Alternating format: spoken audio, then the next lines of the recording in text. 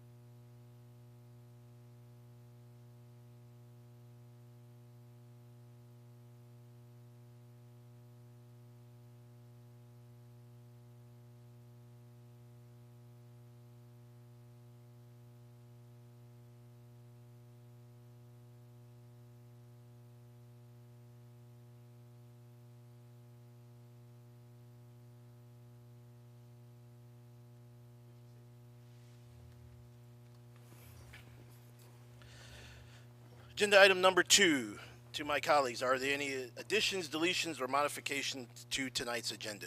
Once again, are there any additions, deletions, or modifications to tonight's agenda? Hearing none, we will move on to agenda item 3, approval of the minutes.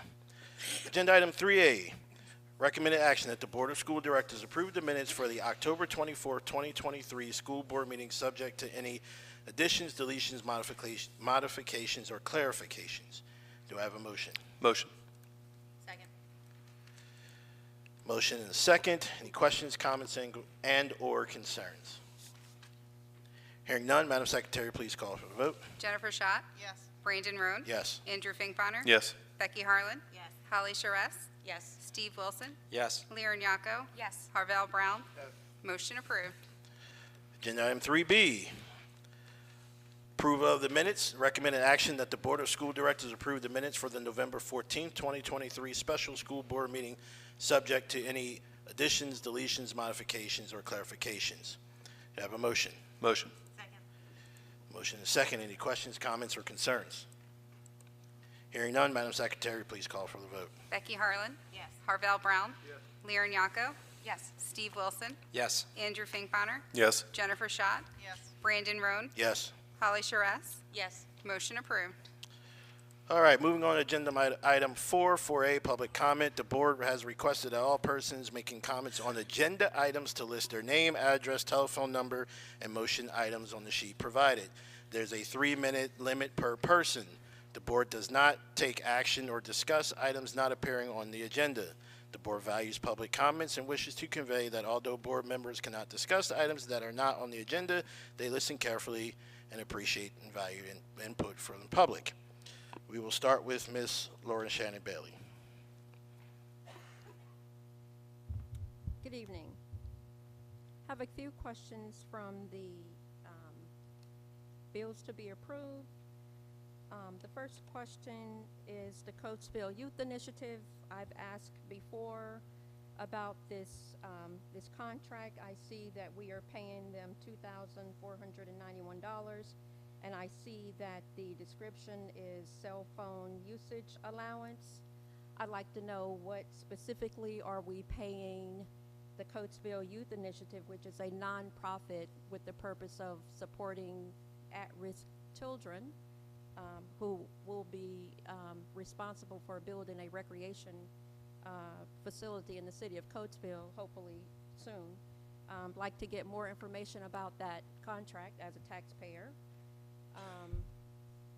Also would like to know more information about Kids Piece on page 4, tuition. Would like to know what the acronym PRRI.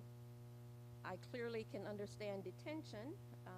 That's not a whole lot of money. It's $360, but wondering what that money is going to. Let's see here.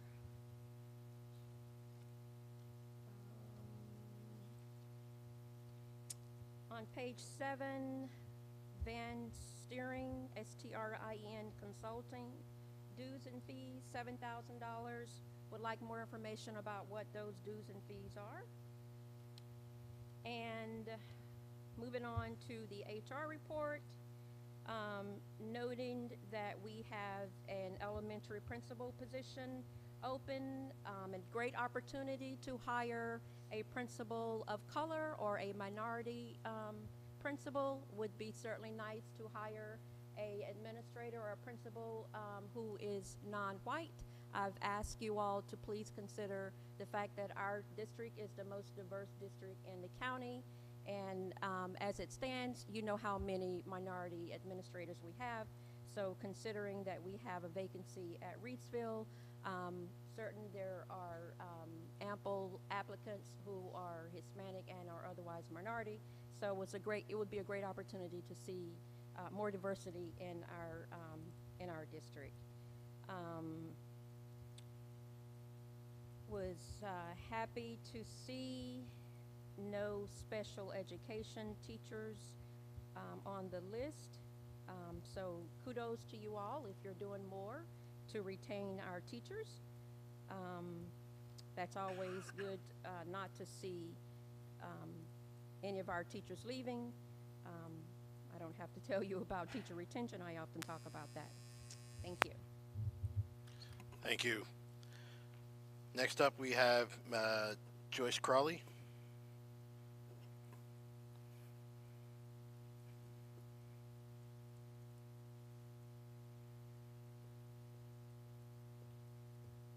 Good evening. I yield my time to Lori Shannon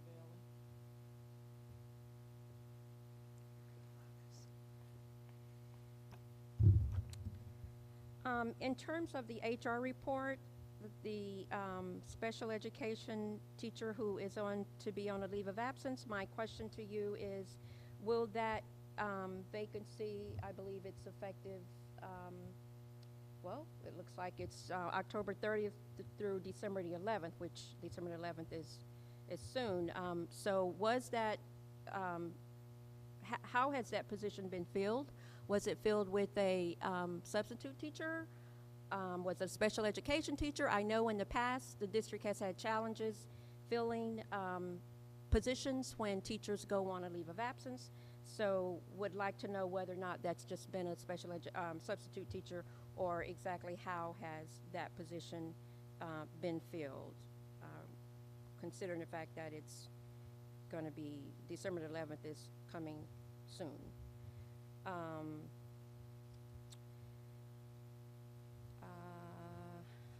Let's see here. I think I will leave it there. Thank you. Thank you. Moving on to agenda item 5A, executive session. An executive session was held on November 13, 2023 and November 27, 2023 for legal and personnel reasons. Student representatives reports. Ladies?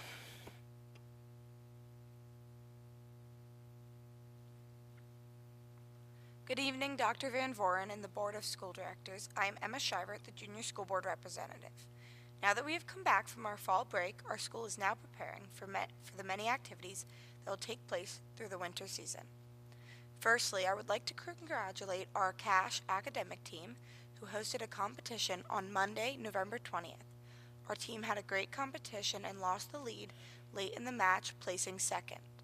The team's next competition will take place on December 13th when they take on Kennett and Unionville. Next week, CASH will be administering our winter wave of Keystone exams for any students who are yet to take them, as well as a select group of retesters. Lastly, the students in our French, German, and Spanish clubs look forward to their trip to Philadelphia next month, where they will visit the Rodin Museum and enjoy some of the world's most renowned masterpieces of sculpture. Students will then get the chance to experience the German heritage of Philadelphia by eating at the popular Brauschmitz restaurant, as well as visiting Philadelphia's holiday festival at Love Park and City Hall. This concludes my report for this evening. Have a lovely rest of your night. Good evening, community members and school board. My name is Isabella Imburgia and I am the senior class representative. Starting off, the winter sports season officially began on Friday, November 17th with our boys and girls basketball teams, which are competing this upcoming weekend. Our swimming and diving, indoor track, and wrestling teams will have their first competitions the weekend of December 8th. As we begin the holiday season, we also begin our winter concert series. This Friday night, the Intermediate High School will host the annual orchestra concert beginning at 7 p.m. The Meister Singers will be performing their carol service on Saturday, December 9th and Sunday, December 10th. Saturday will be at 7 p.m. and Sunday will be at 3:30 p.m., both in the Cash Auditorium. We are excited to welcome a guest performance by one of our alumni on Sunday with musician Brian Fitzy scheduled to make a special appearance. We are also excited to congratulate two of our classmates for being named this year's Honor Soloist and Runner-Up. Congratulations to senior Alex Warner for being named Honor Soloist and senior student Shania Wangui for being named as Runner-Up. Lastly, our Winter Celebration of Music concert will be held on Thursday, December 14th at 7 p.m. in the Cash Auditorium. Next, our athletic department hosted this year's first college decision date. Congratulations to the following seniors who made their decisions and plan to continue their athletic careers collegiately. Gia Basio to Wilmington University for lacrosse. Derek Cooper to Ursinus University for lacrosse. Stephen Evans to Stevenson University for lacrosse. Alexis Fields to LaSalle University for lacrosse. Bryce Kerrigan to Chatham University for lacrosse. Magnus Krieger to Seton Hall University for baseball. Lorelei Lahenke to Kutztown University for field hockey. Elizabeth Madsen to Immaculata University for tennis, and Paige McKim to Lockhaven University for field hockey. To conclude my report, I would like to acknowledge Mr. Fisher's resignation from the position of school board president, and I would like to thank him for his many years of service to the Coatesville School District. He has had a large impact on many lives during his time here, and we wish him well. Thank you, and that concludes my report. Thank you very much. Madam Superintendent, report. Good evening, Coatesville Area School Board members and community.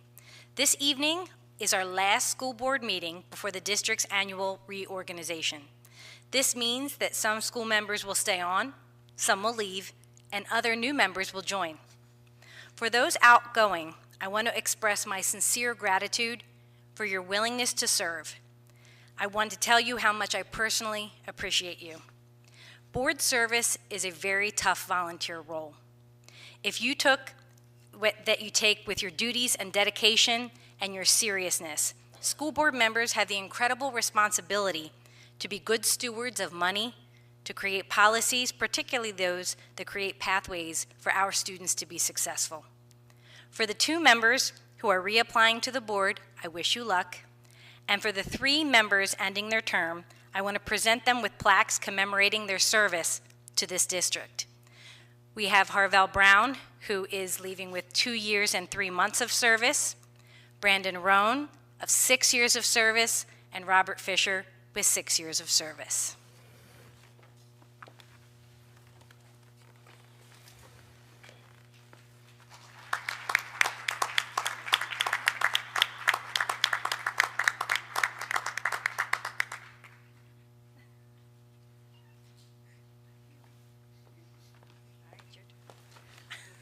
All right. I'll stay in the lane so you can see. Oh, you better come over.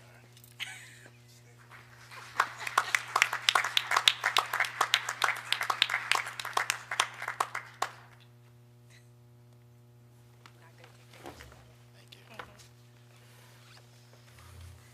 And that is all. Thank you so much. All right, thank you, Dr. Van Voren. I'll save my comments till the end. All right, important dates. Important dates, December 5th, 2023, 6 p.m., reorganization meeting and school board meeting here in the Coatesville Area Senior High School Auditorium. And December 12th, 6 p.m., school board meeting is canceled, so that will not be taking place here in the high school auditorium. All right, and so we have a special presentation this evening, so Dr. Van Voren. Okay, with us, we have a team from Callan Elementary School. We have Dr. Jeanette Lennon, President. President, look, I've just given you a promotion. Principal, and of course, her esteemed team that I'll let her introduce. Good evening, board, and good evening, Dr. Van Voren. We all hope that everyone enjoyed their Thanksgiving holiday. And I just want to let you know that this is a team that I have with me tonight that I am very thankful and grateful for. We are the Callan PBIS team, which stands for Positive Behavior Interventions and Supports.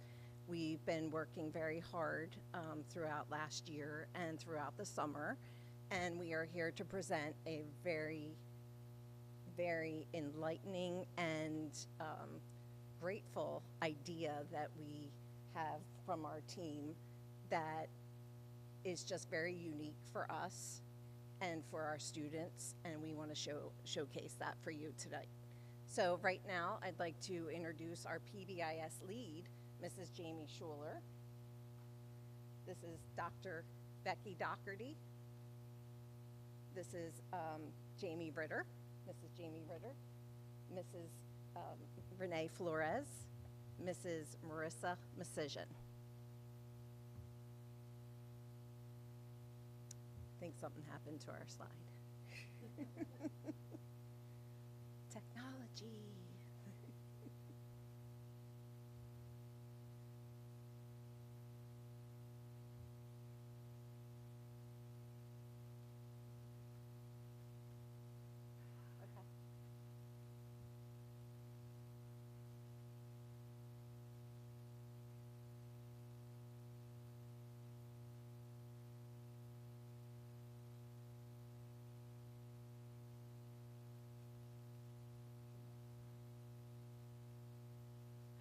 Get my phone. If you can give me 1 second.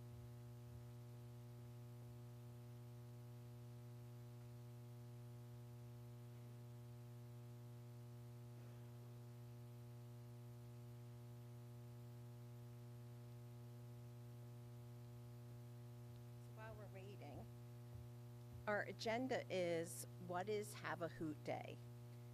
Why did we create this incentive? What does this day entail? Then we have a really nice video we hope to show you tonight, and it's called Let's Hear from Our Students. Data-driven effectiveness. We have a slide in there to show you how we have progressed from last school year to this school year. And then when does Have a Hoot Day take place? And we're going to end with questions and any comments that you have.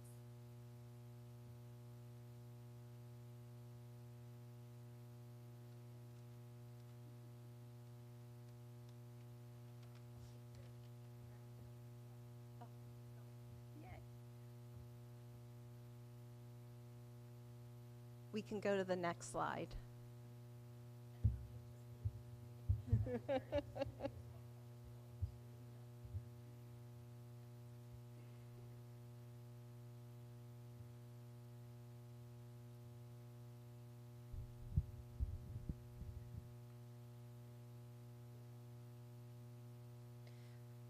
This is a picture of our new Callan mascot.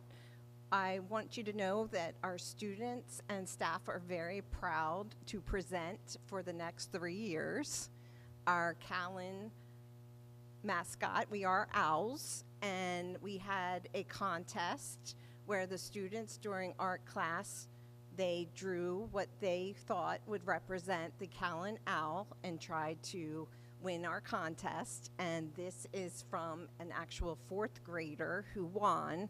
Her name is Amal Lieb, and she created this nice mascot for us that's also going to be on our yearbook. So I just wanted to present that in our slide presentation as well, because that's what we're all about at Callan. It's all about the kids. So now we are going to talk about what is Have a Hoot Day. All right, why did we create this incentive? Can you hear me? I'm sorry. We created Have a Hoot Day because our data showed that our students would benefit from additional reteaching of school expectations, and we felt strongly about wanting to celebrate the students doing what was expected of them. We named Have a Hoot Day because our mascot is an owl. We began piloting this program last year, and then over the summer we came together to analyze teacher input and make enhancements.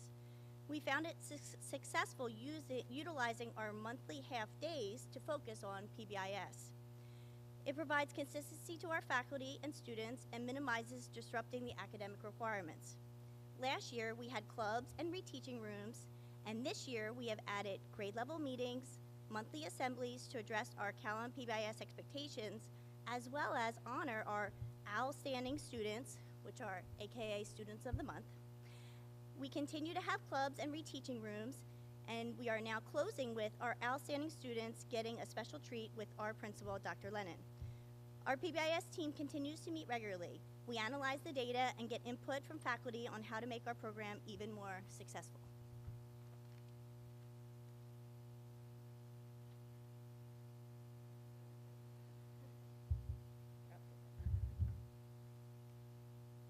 It's always good to have a backup plan when you're dealing with technology. Okay. So for Have a Hoot Day, I handle almost all of the planning that goes into it. We have 452 students at Callan. That includes 3 autistic support classrooms and 4 special ed classrooms as well. Every student at Callan has access to the club.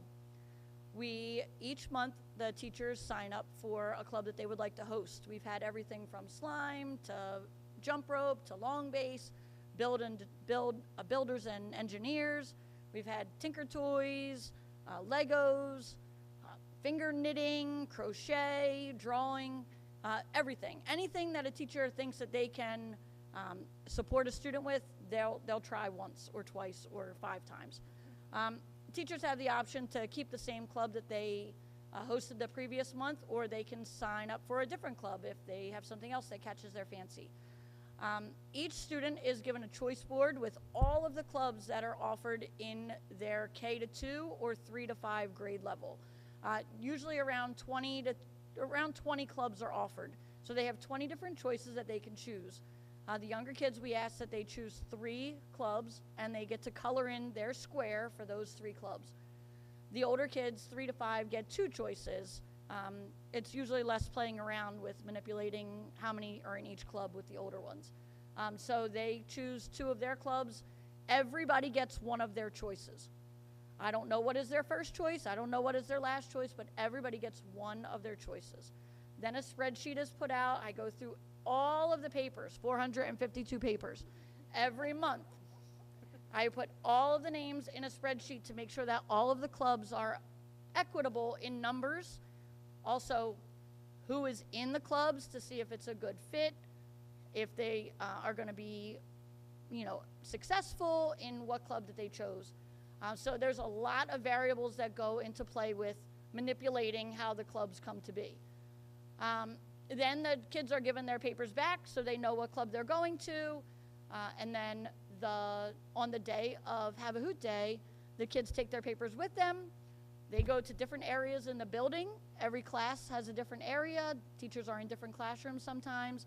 And they are able to participate in that club with a variety of students from K to 2 and a variety of students from 3 to 5.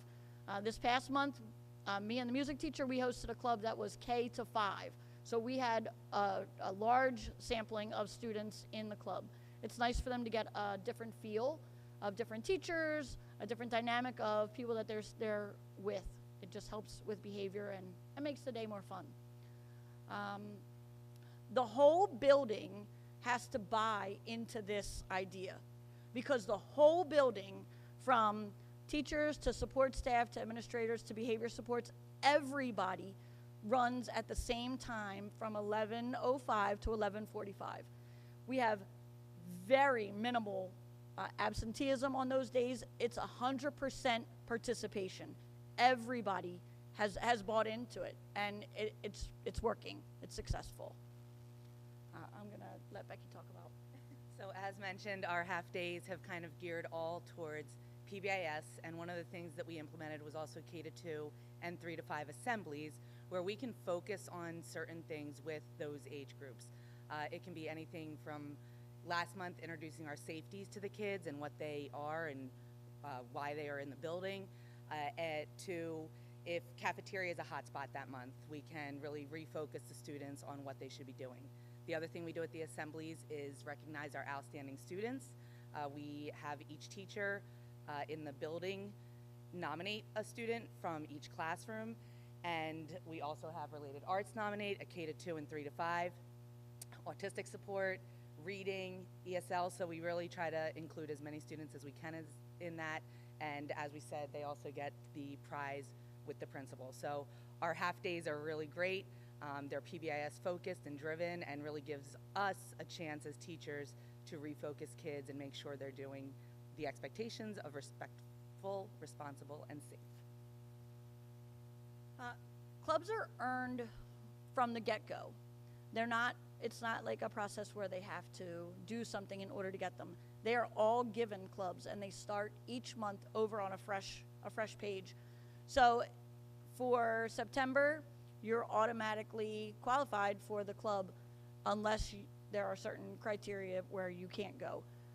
But luckily that is up to someone higher than me. We also, with the autistic support classrooms that we have in the building, we work with them independently. So they have autonomy to decide what is best for their student base. So they have the options to either the 3 of them host a club together and have their kids bounce back and forth, or to put them in a club where they think that they can send support staff so that they can be successful. Or if they're unable to transition, they can host a club in their class for those particular students. So they have a sort of a separate guideline than everybody else does, but are still included in the general clubs that are offered throughout the rest of the building. There's no exclusion unless they feel that it's a safer situation for them. We're supposed to have a slide. I just want to say we will get to this at the end of the presentation with questions and comments, but and inviting you to Callan to come see this in action, but I will say that it is phenomenal to watch the students on their own from K to 5 walking around the building and going to their club that they chose. We're all present and in our spots to help escort or redirect where they need to go, but it is phenomenal to see. So the next up is to let's hear it from the students. So hopefully we can get that video played.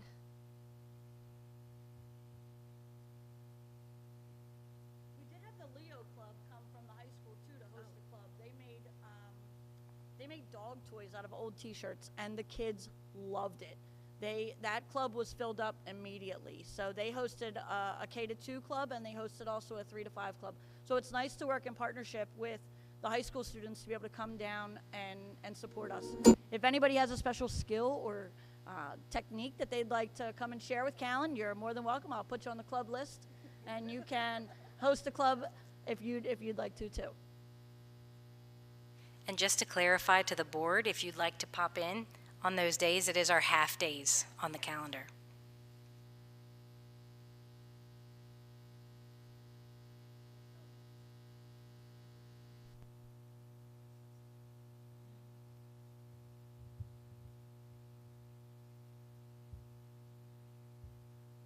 Do you want to go with the data? Oh. Oh, there it is.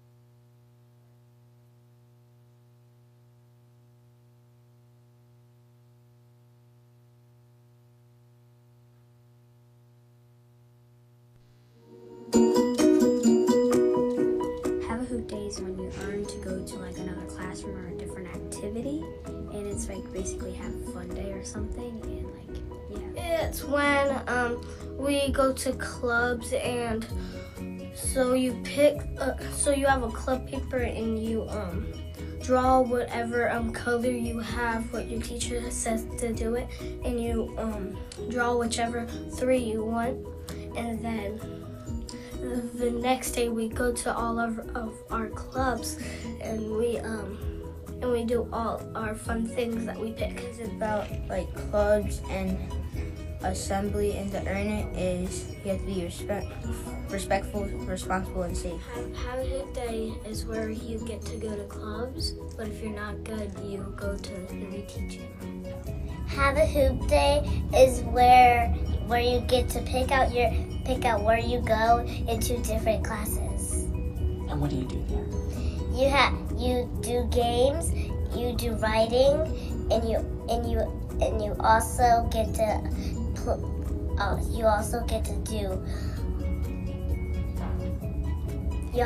make pictures, and you also get to do cards. What is Have a Hoop Day? It's when you do fun stuff, clubs and stuff. Sometimes we do slime, sometimes we build. It doesn't really matter, we just love how I have a Hoop Day. To earn have a Hoop Day, you have to be safe, respectful, responsible, and that's how you earn have a Hoop Day. You gotta be respectful, responsible, and safe, and you gotta be good. So if you're in an assembly and don't talk, and if someone's talking, tell them to stop talking, and if you want to be in Have a Hoop Days, don't get no write-ups and be good in class and pay attention. You earn it by if you're respectful, safe, and following all of the classroom rules, everything that you have to do, and get it done snap. Okay, so Have a Hoop Day is really nice, and I have earned it for the past 2 or 3 times. You have to earn it, of course, if you want to go to clubs. Clubs are like when you go to like a room. Like there's all kinds of rooms around the whole school. They will have like special activities at each one, and you can have you can have fun at those ones, but you have to earn it. And you earn it because like you have to be good, and you have to like be good in the hallways by being quiet and walking nicely, and you have to be good in the classrooms and listen to your teachers and make sure that you are following the rules. You have to be good and don't get any write-ups from anywhere to get to go to Have a Hoop Day. You have to be responsible, respectful, and safe. and make sure you listen to all of your teachers to go to Have a Hoop Day.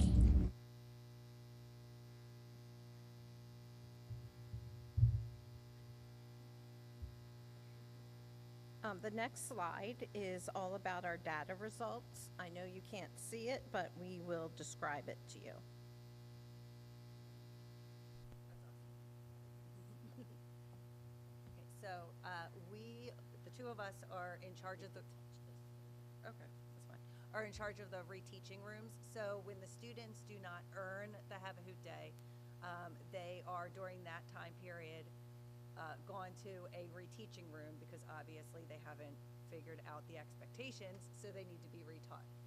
So we have looked at the data for the reteaching rooms from last year to this year, and actually what it's showing is that we've had a lot less students access the reteaching rooms, which is showing us that the things that we are doing are actually successful.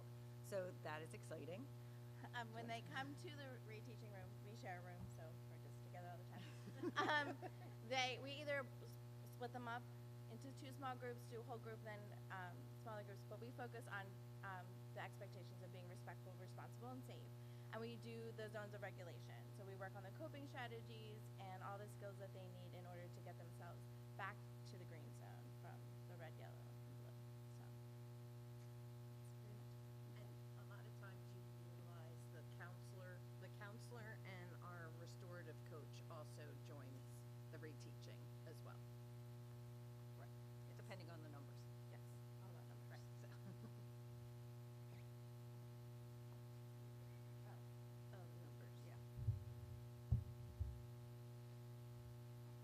So last school year, the numbers for it. Oh, there they are. There it is.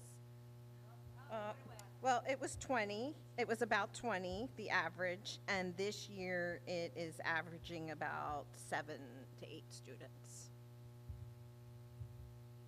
each month. And mind you, we have only had 2 months so far that we're counting because September everyone earned, so that they understood what Have a Hoot Day was. The next slide is actually a video that I put together of what you can see Have a Hoot Day looks like at Count.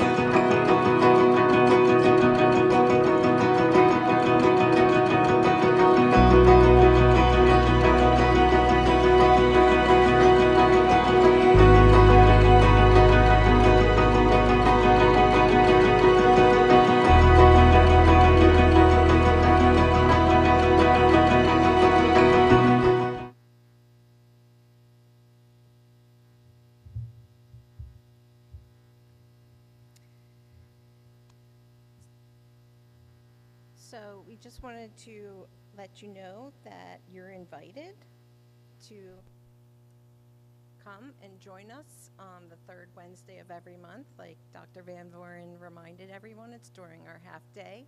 We begin our assemblies at 9:45 to 10:45, so we have that hour, but remember we're seeing K to 2 and then 3 to 5. And then from 11:05 to 11:45 is club time. Good time to come is 11 o'clock so you can see what's going on and how it's just amazing.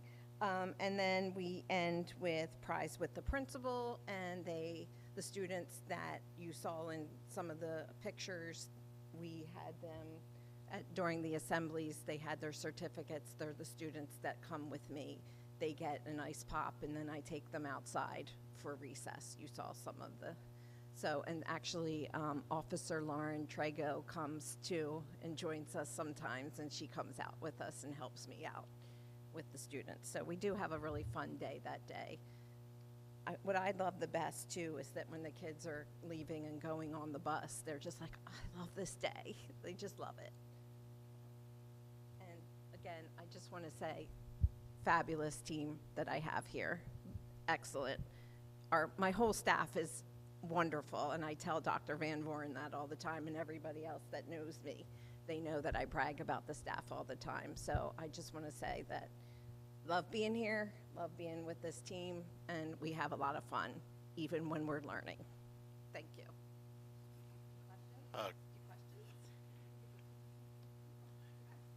I don't see any. No? Questions? No. On behalf of the board, thank you very much for the presentation. Thank you for persevering through the technical difficulties. Certainly doesn't look like it's your first rodeo. Greatly appreciate that and the work that's being done in the building every day, not only on just this day, but every day that you folks show up to work every day. So thank you very, very much. Thank you. Absolutely. We appreciate that. All right. Before we move on, Mr. Rohn, if Dr. Van Voren, if we could, just in the amount of effort that was put into the presentation and the technical difficulties, could we have a copy of the presentation emailed to the board so we could review it, take a look at it? I'm sure a lot of time and effort went into that, and things that were outside of our control were working against us. Send to you, yes. Okay, thank you. And thank you, folks. That's a great call there, Mr. Finkbonner. Also, may be worth putting it on the website so that the public can see it. All right, moving on to agenda item number 9. We have some interviews for board candidates. So we will start with Region 1 candidate and Mr. Stephen Wilson.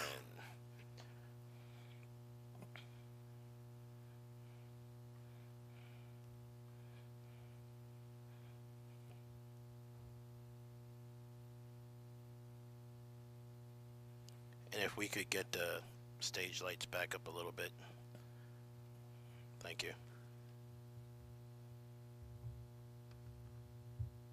Good evening, board members, Dr. Van Voren, Lori. Here just to make known my interest in being a candidate for Region 1. As you know, I'm a current board member now for an astounding 3 months, long enough to familiarize myself a little bit with being a board member. I spoke with a board member in another district just last week, and she said, you know, there's 3 things that are important from her perspective in being a board member that are kind of paramount to other things. And I was curious, and maybe you're curious now to hear them. They're very basic. But I asked her, I said, yeah, please let me know what they are. And she said, 1 is to always remain student-centered as a board member. And I think that's why we're here. But more so, I'm just saying my commitment, should I be a continued board member, is to remain student-centered. All of our students, the diversity of our students, the uniqueness of our students, the unique intersectionality of our students' lives, that we're creating pathways for all of them to succeed. The second, she said, which is a little more difficult, at least, I think, to practice, is trust and transparency. I said, I think there's a history here, at least, that I've experienced, that this is something we can work on, and I personally want to work on this. Trust and transparency, how they work together. In the uniqueness of trust breeds transparency, and the more transparent we are with each other, with Dr. Van Voren, with our community, the more trust we build. So just a continued commitment to increase trust and transparency as a board member. And then the final thing she said was, don't micromanage. I've had about 20 years experience on nonprofit boards, coaching, mentoring nonprofit boards.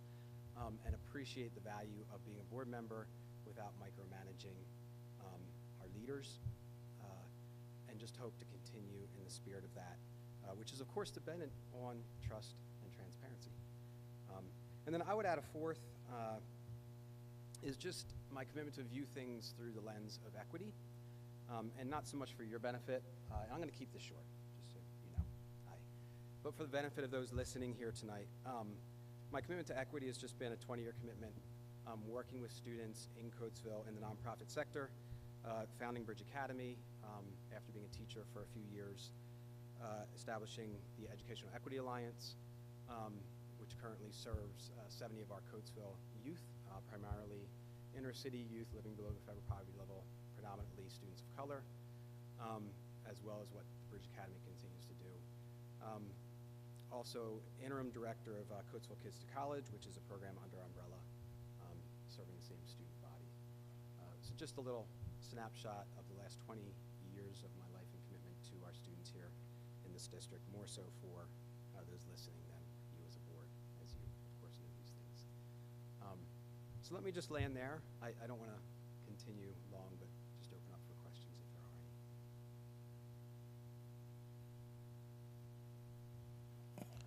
Why, thank you, sir. I think 90 days of time here with us, for those in the public who are like, well, why aren't they asking any questions? Well, he's been sitting here for the last 90 days, so I think we've saw and learned, you know, your typical interview style questions, what's your philosophy, which, you know, how would you fit in committees and those kind of things. So just so that the public is aware, they're like, well, aren't they asking any questions? Well, that's why. So, and you will see that repeated probably again. So, seeing none, thank you, sir. Moving on to Region 2, Miss Rebecca Harlan.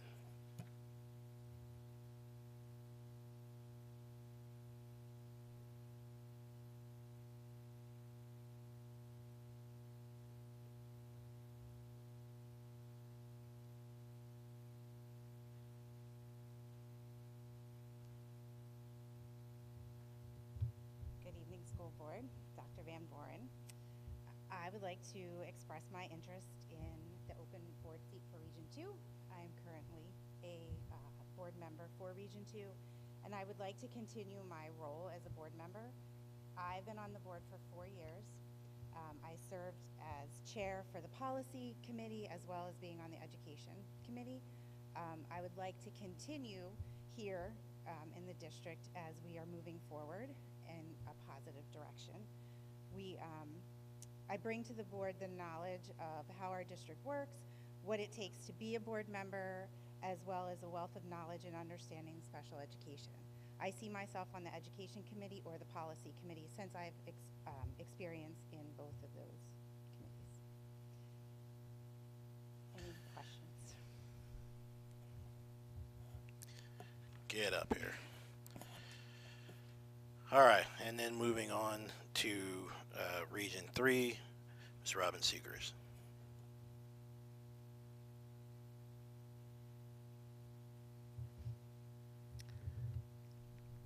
Good evening.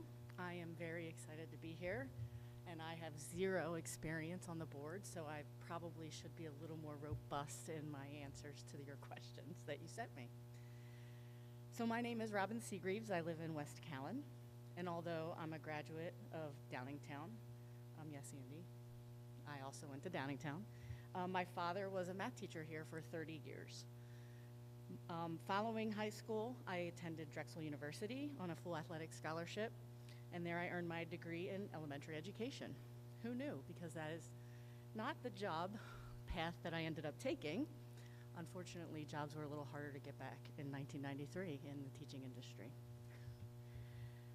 My career has been in the insurance industry, automobile, boat, motorcycle. I work in all areas of claims in the past over my career, including management, and then I became a fraud investigator in 2013. I've learned many skills over the years in my professional career, along with life experiences and my involvement in the school. I believe these experiences will serve me well to be a school director in Region 3. My specific talents are I see several sides of issues, and I'm able to rationally hear other opinions, see things from all perspectives before jumping to conclusions or making decisions. I also am a good listener. I have become very experienced at reviewing and researching information and interpreting policies. In insurance, that's all it is policies. So we have to follow policies, we have to follow the laws that relate to the policies and the laws that change the policies, much like you do in schools. Because you have policies, but then situations happen, laws happen, and then they're interpreted differently. So you have to be open-minded and you have to be flexible. One of my talents and skills is I'm very collaborative. I like working with others. I'm calm, I'm kind, insightful, and I feel like I can contribute. I'm excited to utilize these skills to assist this district, the students, the teachers, and all stakeholders in our district. Therefore, I feel my experience would most benefit in the policy committee, although I would be open to any committee where someone who is good at analyzing information and being fair, I'd be happy to do that. So Brandon, I know you're gonna ask me that later because I listen and I watch all these meetings and you asked everybody, what committee do you feel your skills and talents would apply to? In 2013, when I changed jobs to be that fraud investigator, I was given the flexibility under an hourly schedule to become way more involved here in the district. My children were here, all three of them. They all graduated from Coatesville. I started volunteering for field trips, PTOs, fundraisers, and as they got older and entered high school, I became very involved in booster clubs. This involvement gave me the opportunity to become extremely familiar with the school board. I met Director Yako in 2017 through CCAP, Coatesville Community Area Parents. I joined this and then I quickly became a member of their leadership team. While a part of that team, I further engaged in board activities and began extensively reading our agendas, asking questions, coming to board meetings, gathering information, doing research, and talking to stakeholders outside of just the board. I would go and then I joined several committees and task forces.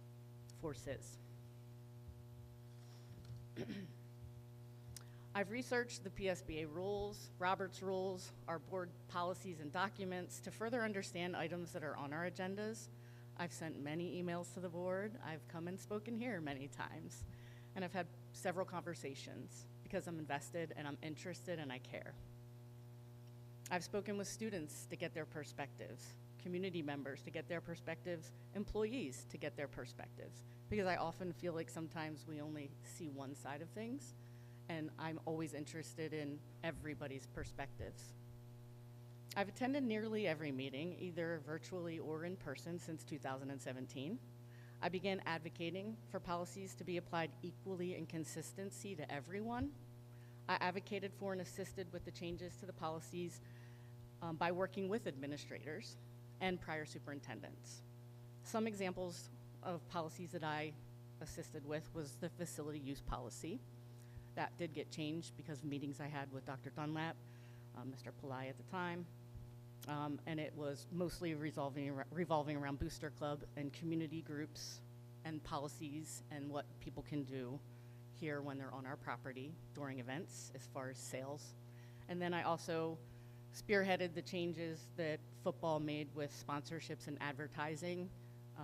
Now since then, the new board has taken that to a whole new level, but ours were the first packages that were created for sponsorships to raise money.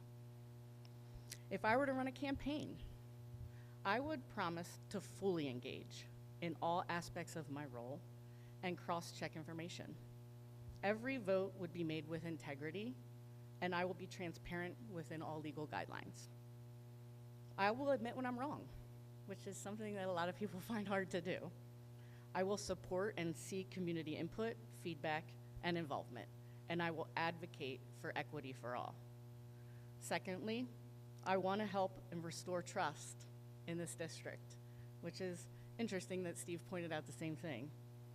I feel like I want to instill trust between the community and the district, between teachers and the students, between teachers and administration, and between the board and school leadership. We have too much history here of distrust, not enough history of humility and acknowledging areas where we can improve. All voices need to be heard. Lastly, I would center my campaign around financial responsibility, needs, and the additional focus that we have to make on our tax dollars and how they should be spent responsibly. In the recent past, just because of my deep involvement, I have seen wasteful decisions over the years, going back to 2017, where we've invested in technology that we've never used. We've implemented programs or purchased programs that were never fully implemented. And then we've doing them over and over again. I just attended an equity meeting, and I know that it's happening right now under an equity study. This happened before. You know, what are we doing with that information? So I want to be part of holding us accountable for actually using the information that we're spending money on wisely. I have the combined perspective of a volunteer, an involved community member, and a parent of 3 graduates. They were gifted and students with disabilities. I advocate for equity for all students in the district, as well as invite public involvement and feedback. I'm excited and prepared to offer this board my research skills, my analytical nature, my collaborative efforts, and my dedication to full involvement in all matters. And finally, I'm excited to spread my love of this district and to promote all the amazing things that we currently offer. Thank you for this opportunity. Thank you. Any questions? All right, seeing none, thank you. Thank you. All right, agenda item 10, motion items for approval. Adoption of consent agenda. Committee meeting action items considered routine will be acted under one motion unless removed for separate action upon board request. The purpose of the consolidated motion is to expedite governing board action on all consent items, which is not held for discussion. Items that have been held for discussion by the governing board will be enacted upon at the time the item is discussed. So, that being said, do we have any removal from consent agenda items? I will start under education, and we will go G to O. That is all the proposed expulsions under education, G to O.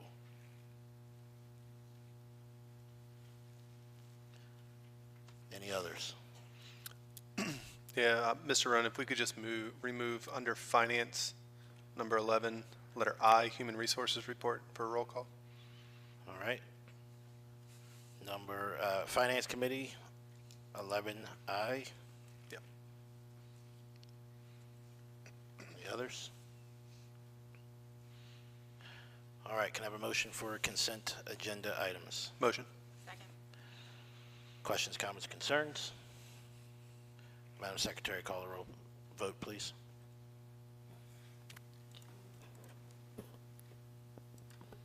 Holly Charest. Yes. Harvell Brown. Yes. Andrew Finkbonner. Yes. Brandon Roan. Yes. Steve Wilson. Yes. Liren Yako. Yes. Becky Harlan. Yes. Jennifer Schott.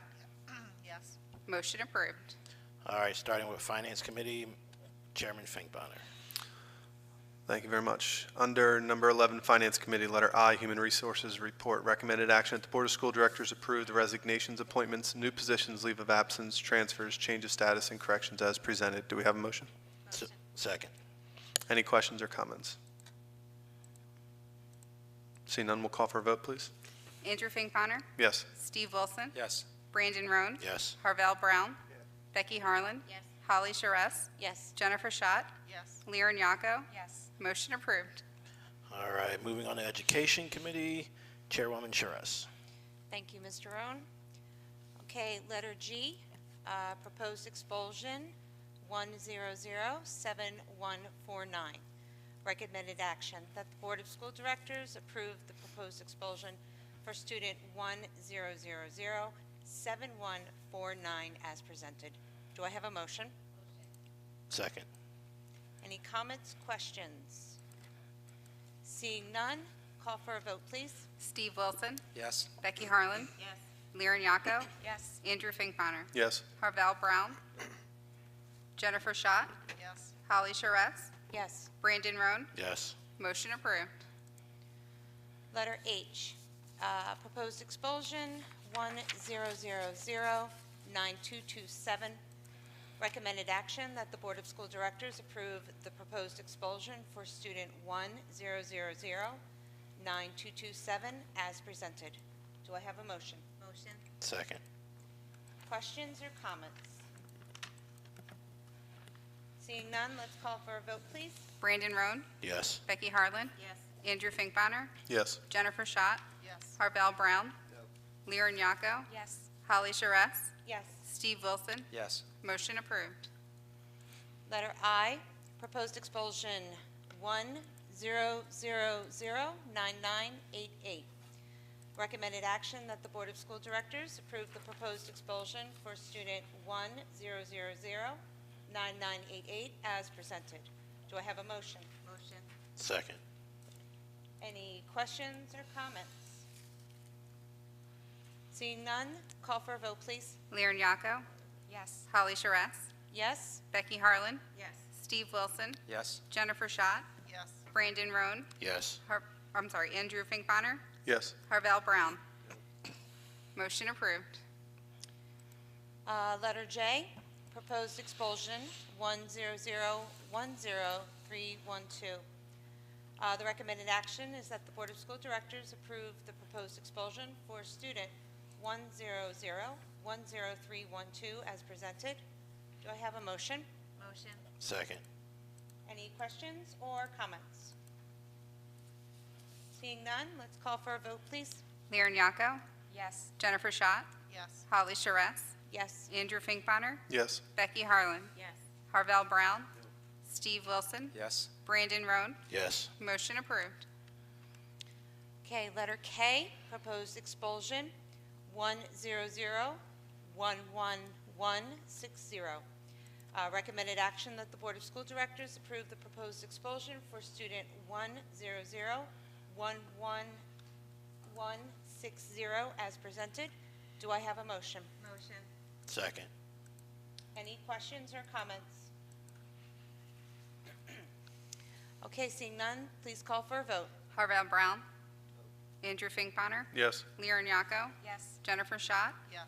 Steve Wilson. Yes. Brandon Roan. Yes. Becky Harlan. Yes. Holly Charess. Yes. Motion approved. Okay. Letter L, proposed expulsion 100-13104. A recommended action that the Board of School Directors approve the proposed expulsion for student 100-13104 as presented. Do I have a motion? Motion. Second. Any questions or comments? Okay, seeing none, please call for a vote. Jennifer Schott. Yes. Brandon Roan. Yes. Andrew Finkbeiner. Yes. Becky Harlan. Yes. Holly Charess. Yes. Steve Wilson. Yes. Harvell Brown. Liren Yacco. Yes. Motion approved. Letter M, proposed expulsion 100-14778. The recommended action is that the Board of School Directors approve the proposed expulsion for student 100-14778 as presented. Do I have a motion? Motion. Second. Any questions or comments? Okay, seeing none, please call for a vote. Becky Harlan. Yes. Harvell Brown. Liren Yacco. Yes. Holly Charess. Yes. Andrew Finkbeiner. Yes. Jennifer Schott. Yes. Brandon Roan. Yes. Steve Wilson. Yes. Motion approved. Letter N, proposed expulsion 100-15220. Recommended action that the Board of School Directors approve the proposed expulsion for student 100-15220 as presented. Do I have a motion? Motion. Second. Questions or comments? Okay, seeing none, please call for a vote. Becky Harlan. No. Steve Wilson. No. Harvell Brown. No. Holly Charess. No. Andrew Finkbeiner. Yes. Jennifer Schott, No. Brandon Roan, Yes. Leon Yako. No. Motion denied. And letter O, proposed expulsion, 100-20461. The recommended action is that the Board of School Directors approve the proposed expulsion for student 100-20461 as presented. Do I have a motion? Motion. Second. Questions or comments? Seeing none, please call for a vote. Holly Charess, Yes? Jennifer Schott, Yes. Andrew Finkbonner, Yes. Brandon Roan, Yes. Harvell Brown, Leon Yako, Yes. Becky Harlan, Yes. Steve Wilson. Yes. Motion approved. And that concludes the items under the agenda, under education. So back over to you, Mr. Roan. Thank you. We are now to item 15, public comment. The board has requested that all persons making comments of public concern to list their name, address, telephone number, and topics on the sheet provided. There is a 3-minute time limit per person. And Ms. Shannon Bailey.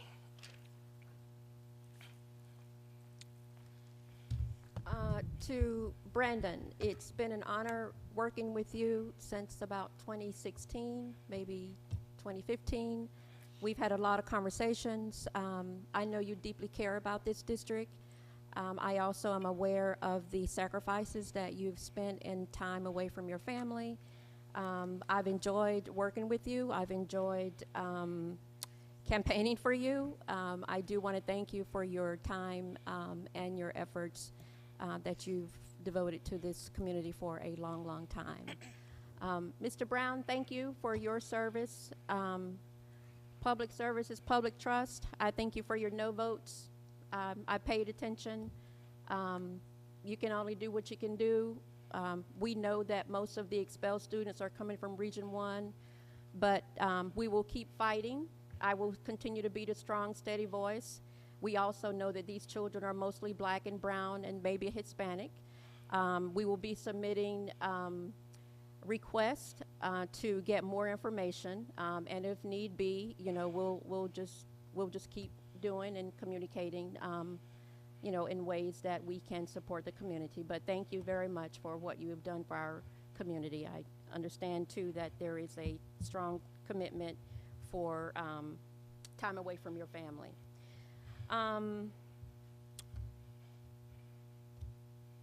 In terms of what I heard tonight about student-centered board members, student-centered board members do not expel students from school. They find creative ways to support them in other ways. Students who are expelled from school cannot learn. We all know that. Again, student-centered board members are great assets. However, I do not believe student-centered board members expel students from school. Students cannot learn when they are not in school. We all know that. It's been clear ever since you all signed a contract, the $3.1 million contract with the Lincoln Center Academy, that your intent is to get rid of the bad kids, the bad students. Well, you're doing that. And while we don't know if these students are going to the Lincoln Center Academy, we do know that a large number of our tax dollars are going to the Lincoln Center Academy, which we all know is not an approved and endorsed alternative school by the Pennsylvania Department of Education. Again, student-centered board members do not expel students from school. They find creative ways to support them. These students, and I've said this numerous times, these students invariably experience trauma after trauma after trauma. Students I've advocated for experience numerous types of trauma. Thank you. Ms. Shannon Bailey, can I just address one thing? For many, many months, I've listened every time you're at the podium about adjudicating students, and I agree with you. I think the large majority of this board agrees with you. We all sit on the same side of not wanting children adjudicated.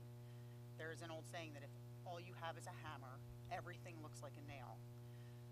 I'm going to ask that you look through a different lens every time you hear a unanimous yes vote from this board, who since I have been on it has not been a rubber stamped board, if you hear unanimous yes votes, there is a high likelihood, and I can say with a reasonable amount of certainty, that there is extenuating circumstances.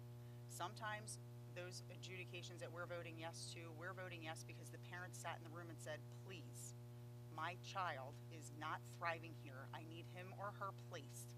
I need this for my child. That will get a yes vote. Sometimes it is an extreme fight. Sometimes staff end up hurt. Sometimes other students end up in the hospitals. Sometimes it is drugs involved. There are very extenuating circumstances when you get a unanimous yes. Sometimes the yes votes are the student's been out, the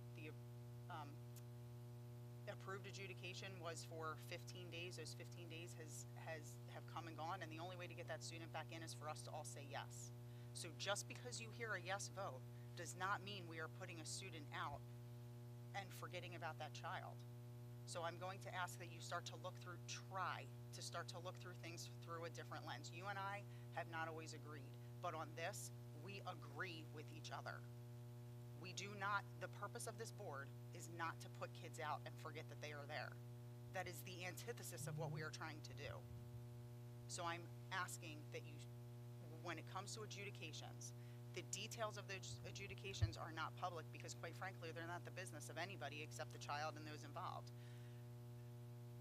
The details are not always what they may seem. May I respond? I think that, I guess, yeah, I mean, May I respond? What I will ask is we will go to the next Okay. commenter, and then you can come back and have a dialogue with Director Schott. Sorry, I literally just had a blank out on the name at the end of the meeting. Thank you. Ms. Crawley.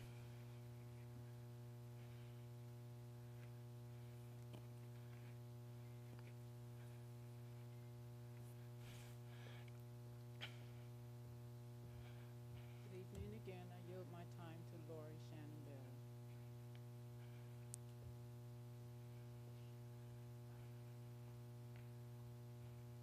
So, what I want to say before I address Board Member Jennifer. So, PDE gave each school district $200,000 for mental health services and support last year, and money has been pouring into the school district for mental health services and support. So I'm not here to find out or to ask questions about why students are adjudicated. Quite frankly, I don't care about that. I care about students. I also care about the fact that invariably, and this is not always the case, but invariably, these are children that are from vulnerable families. They're children whose parents often don't give a rat's tail about them. These are the children that do need the support. And these are the children that I show up at every board meeting and speak up for. You know, and that's the truth. So the one question that I have for you all, what type of services are you providing for them? You know, we have a student assistance program. Or students that are expelled, do they have access to that program? We have a policy on the student assistance program. I was just reading it. It's a detailed policy. It sounds pretty good. But are parents and students, do they have access to that? Are you all providing any services to help these families?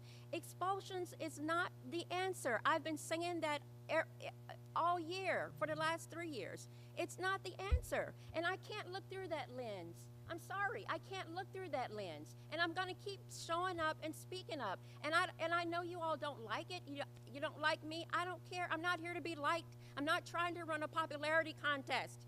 I'm here because I'm the voice of this marginalized community. I'm here because we have parents who don't give a rat's tail about their children, and I'm repeating myself because we have a large number of families here that don't care. And I'm happy to hear if you have parents saying, expel my kid. Okay, well, expel them.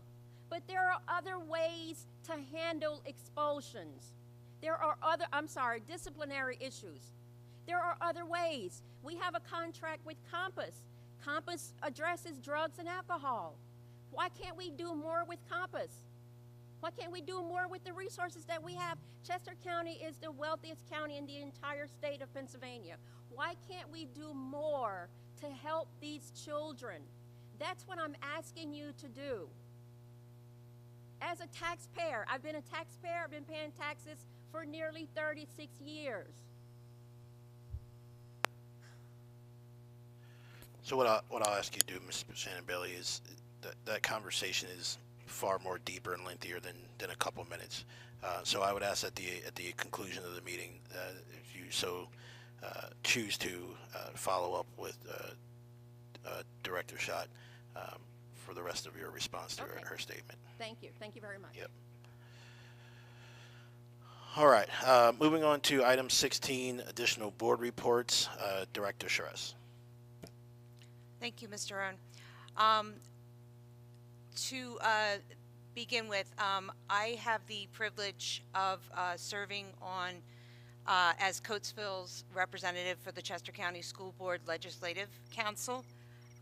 We are a group of school board members from different districts in Chester County who meet once a month, and we receive updates from legislative action that is taking place in Harrisburg. I feel that it's important that our community knows about the legislation that is currently in Harrisburg, that is being voted on, that has been voted on, because it is applicable for all of our school districts, especially Coatesville. So I would like to just quickly give a report of what we discussed in October last month. So starting with the first thing is we were given an update on the budget, the education budget update status. It was passed in August. However, 25% did not have a vehicle in which to guide spending, meaning that there was no steps in place to cover this spending, which is equating to about $1.1 billion of the spending plan. And that includes such things as funding for school mental health grants, level up funds, teacher spends, school environmental repair grants, and also school and safety security grant transfers to the Pennsylvania Commission on Crime and Delinquency, which is a justice planning and policy making group. So hopefully we'll get some additional information at the next meeting for that. As far as current legislation that applies to our district, recently passed by the House and Senate of Pennsylvania was HB 27, which is basically giving, during the pandemic, we had lessened some requirements for substitute teachers to help with the teacher shortages. That was expired as of June 30th of this year. The bill is now passed in both the House and Senate. That's going to extend it to June 30th of 2026. So we're just waiting for Governor Shapiro to put his signature on that. There's also SB 340, which is about online curriculum availability. So beginning in the next school year, 24-25, and each year after, the districts shall post an internet link or title for every textbook used by the school entity, a course syllabus or written summary of each instructional course, and the academic standards of the state for the course that's offered. And it has to be accessible via their internet website to the public. That has passed the Senate. That passed the Senate on October 24th. So we're waiting for the House to give its approval. There was another one about SB 7, parental controls, and that basically is a legislator that is gives the providing parental notification relating to instructional materials or books that could be possibly containing explicit content. That should be made available to parents of the school districts. Districts are to give notification of such material and books. permitting the parent or legal guardian to review it and then decide if they would like to substitute an alternate non-explicit instructional materials. That also passed the Senate on October 24th. There is another bill that was passed in the Senate and passed in the House, which was the HB 1094, which is for military families, and that basically amends the public school code to allow children of military families to enroll in the school district they will be living before they establish residency. So that will be a benefit for military families who move to Pennsylvania. So I'm just going on my list here. Another bill, HB 1507, is about the school year. The bill proposed allowing flexibility in instructional time in schools, allowing school districts to choose between either 180 days or 900 for elementary and 990 hours for secondary hours of instruction per year. This has passed the House. It has been given first and second considerations in the Senate, but right now it is been referred to the Senate Appropriations Committee.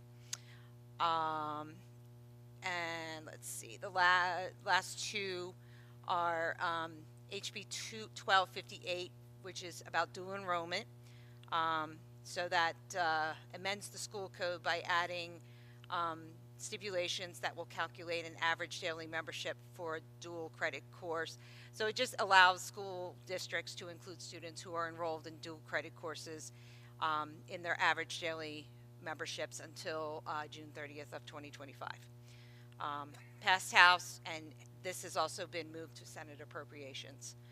And then another one that is in the Senate Appropriations Committee as SB 907, which is basically for school security, requiring armed school security personnel in all buildings during the school day, beginning in the 24-25 school year. So that concludes the legislation that is being watched and moved in the House and the Senate of Pennsylvania, which is applying to our communities. And hopefully I'll have an update on some of those and some others for next month. Thank you. Great, thank you for that detailed update. And finally, 17, informational items. Any other board member reports, comments, thoughts? Seeing none. I do have one thing, Mr. Rohn, before we move forward, and that is to anyone in the community or in the audience that is wondering why tonight we, at least in my 7 or 8 years that I've been attending board meetings, that we had an interview without a vote on the candidates for positions. It is because, as I believe Dr. Van Born had alluded to in her superintendent update, that we are having a reorg next week. And because a third of our board seats are currently open, we want to make sure that those 3 individuals that are voted in, should they be voted in by this board, that they have a say in our board leadership going forward. It is a critical decision. Mr. Rohn alluded to, he got a plaque, his tenure is up. Mr. Fisher had resigned, so we'll be turning over our board leadership, and it's important that all 9 members of the board have a say in who those individuals are. So for anyone that was wondering why tonight we interviewed but did not select anyone, which is kind of unconventional in the things that I've seen while being in the audience or up on the board, I wanted to make sure that everyone was aware of the reasoning behind that. So hopefully that alleviates any questions or emails that may come up to the board or to Dr. Van Born. Thank you. Thank you. That's missed on my part, so appreciate that. It helps folks understand why. Yeah. Any other informational items? I would just like to say, as this is my last time sitting at this seat, and as I have said over the last year or so, The next time I sit in this auditorium, it'll be in one of those chairs, and someone with the last name Roan will be on this stage, and it will not be me. And that is not to talk about, that is not indicative of my experience on this side. I will say that the work that goes into being a school board director, and our superintendent alluded to it earlier, if you don't know, it is the equivalent of a full-time job, with the best pay increase you could ever receive. But it is, some people maybe just look at it kind of like, oh, it's 4 meetings a month.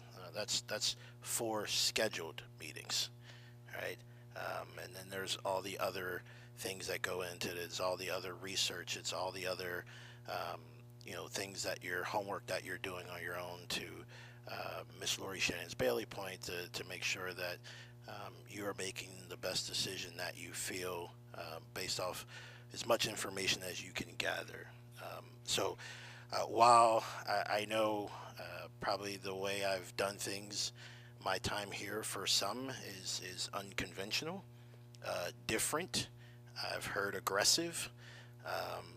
I certainly, all of those things are probably true at some point, but I can tell you that all of the decisions that I made, all of the votes that I made, whether it be yes or no, was because of the information I have gained on my own, and also relying on information from presentations at the building level, and certainly from the superintendent. And I understand, that we won't always agree on some of the decisions that were made, but I wanted to state that every one of those decisions were made on my part based off the information, the knowledge, and some of it experience. This board spends a lot of time and dedication in that, and missing events, whether it be family events, work events. There's all kinds of hours that go into this, and quite frankly, we're probably all a little crazy for wanting to do this for free. But I think that speaks to the dedication of each board member, understanding that there is no financial reward. However, the reward is when you sit up here and you receive presentations from buildings across the district, and you hear from students, and you see videos of students, and those things, right? That's the reward. That's the paycheck, if you want to call it that. Certainly, none of us, including myself, are up here for anything other than that, and I think it's important to state that. And so I trust that this board will continue to do what they feel is best for the district moving forward. I think the district has certainly gained some traction and is moving in a positive direction. And so I trust and believe that will continue to happen. There are going to be a couple of people I will thank personally, and so if you're listening now, later, tomorrow, whenever, don't get offended, and if you do, that's okay. You're not the first, right? But to Rob Fisher, Rob Marshall, Tom Keach, Mr. Henry Aceto, all of those folks that have transitioned through, Dr. Rick Dunlap for his coming in and kind of steadying the ship in 2 different occasions where there were some changes and we needed some stability, and until we found our next permanent superintendent. And I firmly believe that we have found our next permanent superintendent, and Dr. Van Voren, and she will spend the rest of her educational career here at the Coatesville Area School District, leading this with this great group of folks on the stage. So thank you, Ms. Lori Shannon Bailey, for your kind words. And, you know, all of those words were 100% true. And at the end of the day, sometimes we agreed, sometimes we disagreed, but we were able to do all of it respectfully and professionally at the end of the day. And so I greatly appreciate that. And to my colleagues, well, hold on, before I go there, I see Miss Lears Muirhead sitting in the seat. It's warm for you when you get here, all right? Absolutely. You like Allstate, you'll be in good hands up here, right? You're no stranger to this. And so, finally, again, to my colleagues, the many meetings that we have sat around a board table and discussed some very heavy topics, whether we were making a decision on a superintendent, whether we were making a decision on a policy or an administrative, you know, whatever we were doing, you know, again, there was professionalism, there was agreement, and sometimes there was disagreement, and quite frankly, that's okay, right? Because if we all agreed on everything, then we would all have the same perspective and the same opinion, and there's nobody bringing a different perspective to that particular topic. And so thank you for I'll say putting up with me, because I know sometimes it's difficult to be serious, but it's been a pleasure to work with all of you, some of you for 90 days and some of you for a couple of years. So greatly appreciate it all, and you know, if I could be a resource to you moving forward, I'm certainly happy to do that, but I'm going to limit it to one call a month, so get it all in at one time. I'm just kidding. So thank you, everyone. Thank you to Region 1 for voting me in and having the faith, and then as I transition to move to Region 2, being appointed back. So it's been wonderful, and that is all I have. So thank you, community, and thank each one of you, board members. I'm not going to let you off the hook yet.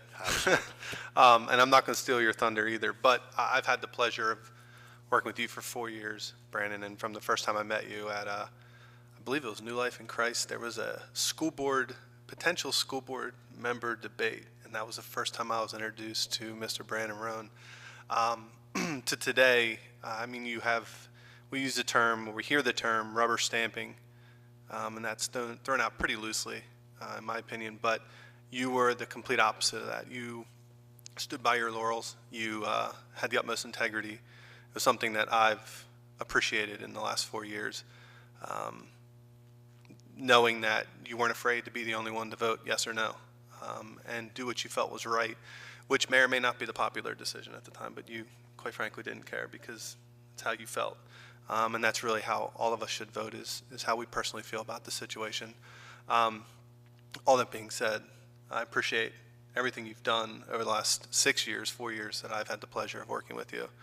And I hope that now that your Tuesdays and Mondays have been freed up, you'll be able to spend some time with your wife and kids. So thank you, Brandon. Thank you, and I certainly will do that, although they've already monopolized that time. All right, seeing no others, I will call for a motion for adjournment. Motion. We will adjourn at 7:33. Thank you. Good night.